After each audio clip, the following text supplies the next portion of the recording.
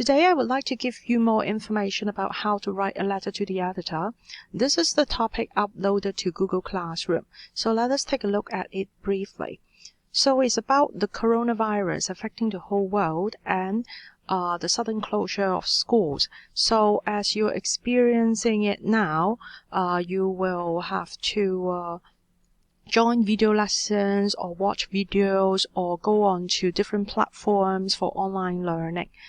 I'm not sure whether you are involved in any kind of group work, but definitely you have a lot of individual work and you have to discuss with your classmates or respond to your teachers. So you are asked to write a letter to the editor of your school newspaper, and you have to express your view on the following. There are three main parts. So the first part is your opinion about online teaching during the class suspension. So you can cover many different aspects, which I will tell you in the following.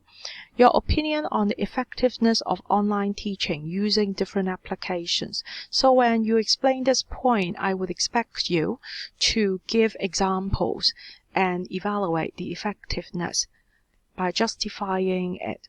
And then how far you agree that online teaching is better than or can substitute traditional everyday teaching. So to what extent, okay, do you agree completely or do you have doubts?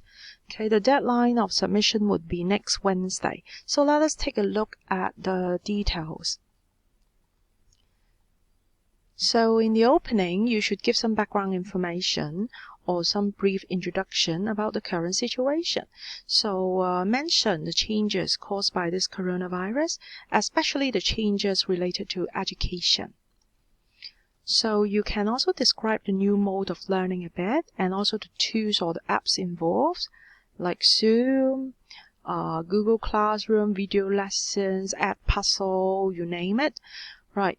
And you can also comment on the frequency of lessons, the challenges faced by you, and how it has changed your routine, etc. You may not need to mention it right away at the opening, but you can mention some of these during the explanation in the body part.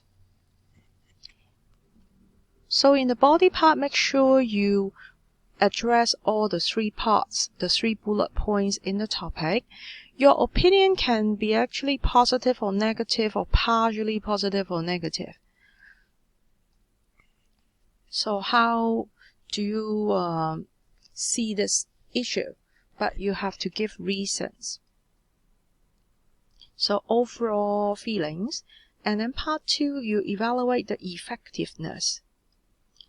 So you should state clearly how exactly you benefit from it, or you think it hinders your learning, it doesn't help with your learning. You can consider the lesson content, the curriculum, your progress. Do you think you're learning faster or more slowly? The method of delivery. Are there any benefits or limitations? Assignment submission, etc., etc. So part 3, to what extent you think online teaching is better than or can substitute.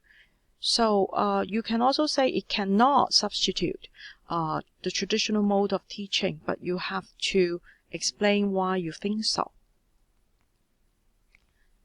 So I think it is best you compare and contrast the two modes and find out the differences and whether one has more advantages over the other. You can also talk about your own experience because you're experiencing this now, and you can explain by quoting examples of different subjects. Before you end your letter, you can summarize your views in a very brief sentence. You can also call for action if necessary, like you think that some people are overdoing it, maybe just conducting the Zoom lessons just for the sake of it, but not for the benefit of the students. Okay, so just one line will do. Don't make it too lengthy. Pay attention to the format. Okay, salutations, dear editor, yours faithfully. Keep one point in each paragraph, and the tone should be more formal.